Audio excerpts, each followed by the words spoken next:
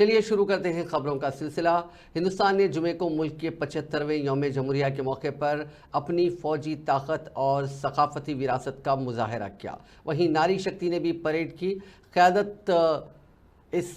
क़यादत करते हुए अपनी सलाहियत का मुजाहरा किया।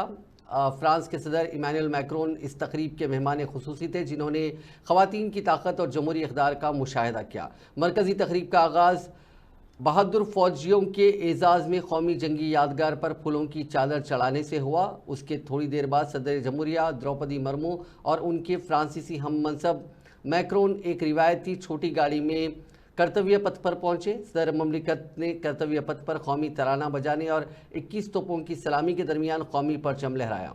यौम जमहूरिया की परेड की तारीख में पहली बार तीनों सर्विसेज फौज, बहरिया और फ़िज़ाइया के मिलिट्री पुलिस कोर की ख़वातीन सिपाहियों के दस्ते ने मार्च किया। परेड का आगाज़ 100 से ज़ायद ख़वातीन फ़नकारों ने रिवायती फ़ौजी बैंड के बजाय पहली बार शंखा, नदाशुरम, नगाड़ा जैसे हिंदुस्तानी मौसीकी के आलात बजाकर किया। सकाफती विरासत और ख़वातीन की ताकत की शानदार नुमाइश में वंदे भारतम नारी शक्ति के बैनर तले 1500 रक़ासाओं के एक ग्रुप ने तनों में इत्तेहाद के पैगाम के साथ परेड का इनेकाद किया। 30 अलग अलग लोग रक़्स के अंदाज बशमूल ओडिसी, मणिपुरी, असरी, क्लासिकी रक़्स और बॉलीवुड के अंदाज पेश किए।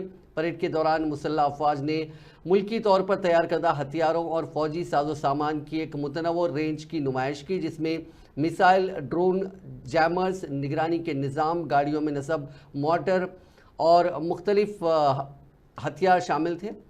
इस तकरीब में फ्रांसीसी मुसल्लह अफवाज के कंबाइंड बैंड और मार्चिंग स्क्वाड ने भी हिस्सा लिया।